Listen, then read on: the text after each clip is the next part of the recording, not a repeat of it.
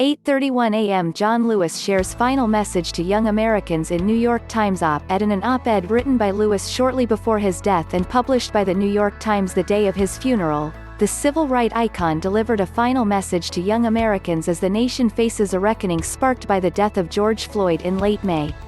Though I may not be here with you, I urge you to answer the highest calling of your heart and stand up for what you truly believe, Lewis wrote in his op-ed.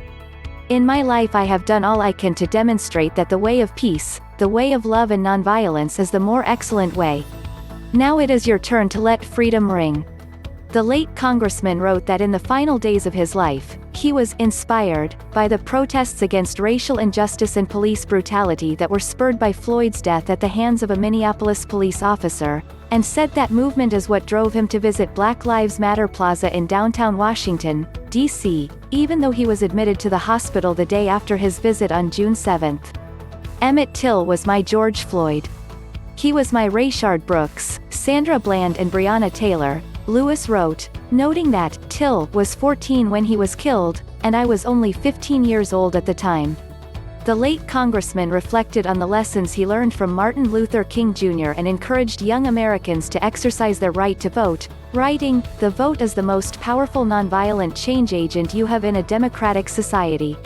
When historians pick up their pens to write the Tory of the 21st century, let them say that it was your generation who laid down the heavy burdens of hate at last and that peace finally triumphed over violence, aggression and war, Lewis wrote. So I say to you, walk with the wind, brothers and sisters, and let the spirit of peace and the power of everlasting love be your guide.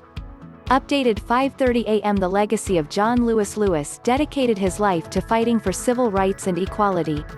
He grew up in an era of racial segregation in the Deep South, attending seminary in Nashville, where he helped organize sit-ins at segregated lunch places.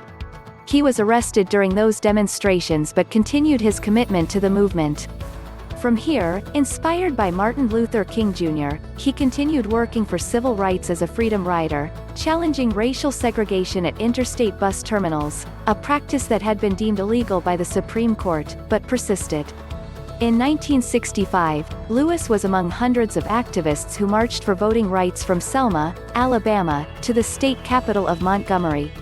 At one point, the marchers were stopped by 150 Alabama state troopers and other officials who ordered the peaceful protesters to disperse. Barely 1 minute after a 2-minute warning was announced, the authorities descended on the protesters with clubs, tear gas and bullwhips. Lewis suffered a skull fracture as a result.